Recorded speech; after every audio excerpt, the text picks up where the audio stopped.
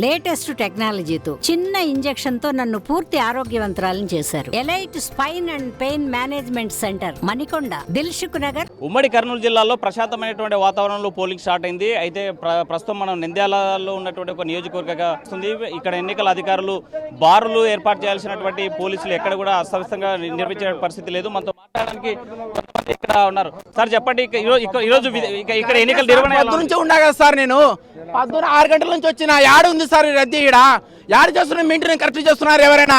నుంచి పనులు మార్చుకొని ఓటుకు ఎందుకు వస్తారా సార్?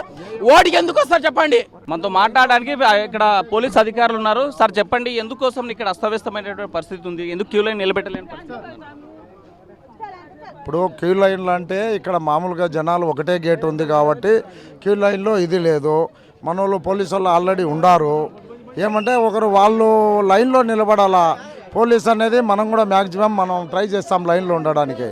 అది విషయం.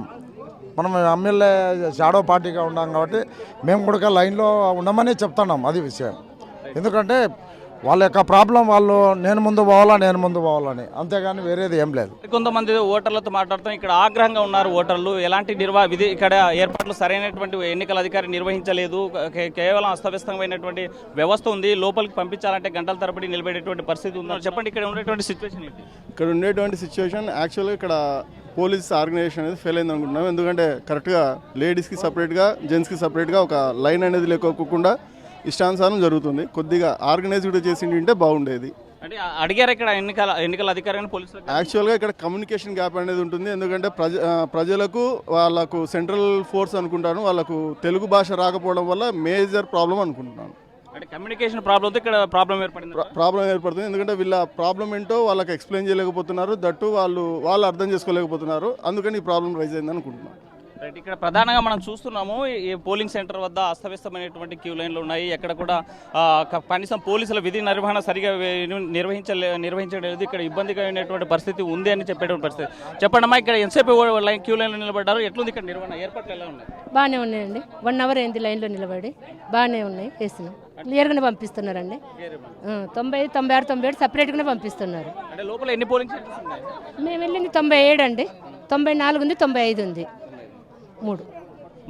మనం మాట్లాడదాం. ఇక్కడ కొంతమంది వృద్ధులు ఉన్నారు. అదేవిధంగా ఇక్కడ అస్తమైనటువంటి వ్యవస్థ కొనసాగుతుంది. ఎక్కడ కూడా క్యూ లైన్లు లేనటువంటి పరిస్థితి మనం స్పష్టంగా విజువల్స్ చూస్తున్నాం. పోలీసులతో వాగ్వివాదానికి దిగుతున్నారు ఇక్కడ ఉన్నటువంటి ఓటర్లకు లోపలికి పంపించడానికి మాత్రం గేట్లు వేసి ఉన్నారు.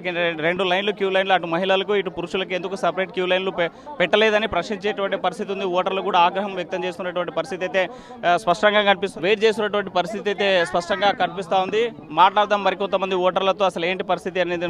ఏమ్మా, ఎంతసేపు నుంచి ఓటు రేట్లకి వేయడానికి వచ్చా? ఎప్పుడు వెళ్ళే లోపలికి? ఇప్పుడే వెళ్ళాం, అటు పోయినాం, ఇటు వచ్చినాం. అంటే ముసలి లోపల సపరేట్ లైన్ పెట్టారేమన్నా? లైన్ పెట్టారు, తొందరగా పంపిస్తున్నారు. అంటే వృద్ధులకు రాగానే పంపిస్తున్నారా? అయితే వృద్ధులకు మాత్రం సపరేట్గా వచ్చినటువంటి వాళ్ళని ఎక్కడ క్యూ లైన్లో నిలబెట్టడం లేదు. డైరెక్ట్గా లోపలికి పంపించేటువంటి పరిస్థితి అయితే కనిపిస్తుంది. ఇప్పుడే స్థానికంగా ఉన్నటువంటి ఎమ్మెల్యే అభ్యర్థి, వైసీపీ అభ్యర్థి శిల్పారవి కూడా ఈ పోలింగ్ కేంద్రానికి ఎమ్మెల్యే అభ్యర్థి శిల్పారవి వచ్చారు. సార్ చెప్పండి, ఇక్కడ ఏర్పాట్లు ఎలా ఉన్నాయి, ఎందుకోసం ఈ అస్తవ్యస్తమైనటువంటి క్యూ లైన్లు ఉన్నాయి, అసలు ఓటర్లు కూడా ఇబ్బంది పడేటువంటి పరిస్థితి ఉంది, అసలు ఎక్కడ లోపల? ముఖ్యంగా ఈ హిందూ ఎయిడెడ్ స్కూల్లో కొంచెం ఇబ్బందికరమైన పరిస్థితులే ఉన్నాయి. మరి యాక్చువల్గా ఫస్ట్ సెలెక్ట్ చేయడమే రాంగ్ చాయిస్ అని నేను అనుకుంటున్నాను. మరి గతం నుంచి ఎప్పుడో 20 సంవత్సరాల నుంచి ఇక్కడే జరుగుతుంది కాబట్టి దీన్ని కంటిన్యూ చేయాల్సి వచ్చింది అని చెప్పేసి అంటున్నారు. బట్ నెక్స్ట్ టైం నుంచి అన్నా సరే ఇలాంటి ఇబ్బందులు ఉండకూడదు. ఎందుకంటే దాదాపు 4000 ఓట్లకి సంబంధించి ఈ పోలింగ్ స్టేషన్ అంటే కనీస వసతులు లేవు, బాగా ఇరుకుగా ఉంది. అండ్ లోపల కూడా ఏజెంట్లు కూర్చోవడానికి లేదు, ఆఫీసర్లు కూడా చాలా ఇబ్బంది పడుతున్నారు. బట్ ఎనీహౌ ఇంకా తప్పదు కాబట్టి ఈరోజు అయితే పోలింగ్ శాతం అయితే బాగుంది, పోలింగ్ పర్సంటేజ్ బాగుంది. ఓన్లీ పబ్లిక్ ఇన్కన్వీనియన్స్ అయితే కొంచెం ఎక్కువగా. ఇన్కన్వీనియన్స్ సంబంధించి ఏమన్నా అధికారుల దృష్టికి తీసుకెళ్ళాం కానీ I think it is too late. Because ఒకసారి ఎలక్షన్ కమిషన్ బూతుల్ని ఫ్రీజ్ చేసిన తర్వాత మళ్ళీ మార్చడం అనేది సర్వసాధారణంగా జరగదు. ఏమైనా ఫస్టే కంప్లైంట్స్ ఇవ్వాల్సి ఉంటుంది. బట్ ఐ థింక్ మా వాళ్ళు కూడా కొంచెం ఓవర్ సైట్ వల్ల ఈ ప్రాబ్లమ్ సంభవించింది. సో హోప్ఫుల్లీ నెక్స్ట్ టైం ఇది రిపీట్ కాకుండా చూసుకుంటాం. కానీ బట్ ఎనీహౌ ఈ రోజుకైతే ఇంకా అంటే కంట్రోల్ చేయాల్సిన పోలీసులు ఎక్కడ పోలీసులు కనిపించడం లేదు. క్యూ లైన్లు పెట్టాల్సి అంటే పురుషులకు ఒకటి మహిళలకు ఒకటి పెట్టాల్సినటువంటి బాధ్యత ఉంది. ఎందుకు అది చేపట్టలేకపోతుంది? పోలీసులు అయితే చాలా మంది ఉన్నారు, పోలీసులు లోపల కూడా చాలా మంది ఉన్నారు. We can't find fault with them, కానీ కొంచెం అంటే ఏరియా చాలా చిన్నగా అయిపోవడం వల్ల మేనేజింగ్ అనేది చాలా కష్టం అయిపోయింది. పబ్లిక్ కూడా ఈరోజు పోలింగ్ శాతం కూడా పెరిగింది. సో ఒకే టైంలో అందరు రావడం కూడా అనేది కూడా ఒక రకంగా మంచి పరిణామం, కానీ కొంచెం ఇబ్బందికరమైన పరిస్థితి ఈ పోలింగ్ సెషన్లో. But I think it will settle down. ఓవరాల్గా పోలింగ్ పరిస్థితి ఎలా ఉంది? ఓవరాల్గా పోలింగ్ శాతం బాగుందండి. పబ్లిక్లో మంచి రెస్పాన్స్ కనపడుతుంది. చాలామంది స్వచ్ఛందంగా తరలి వచ్చి ఈరోజు తమ ఓటు హక్కుని వినియోగించుకుంటున్నారు. సో ఇది శుభపరిణామంగా మేము భావిస్తున్నాం. ఎందుకంటే ఎక్కడ చూసినా సరే మహిళలు అధిక సంఖ్యలో రావడం అనేది it's a good indication. And ఈరోజు పర్సంటేజ్ కూడా బాగా పోల్ అవుతుందని చెప్పేసి నమ్ముతున్నాం.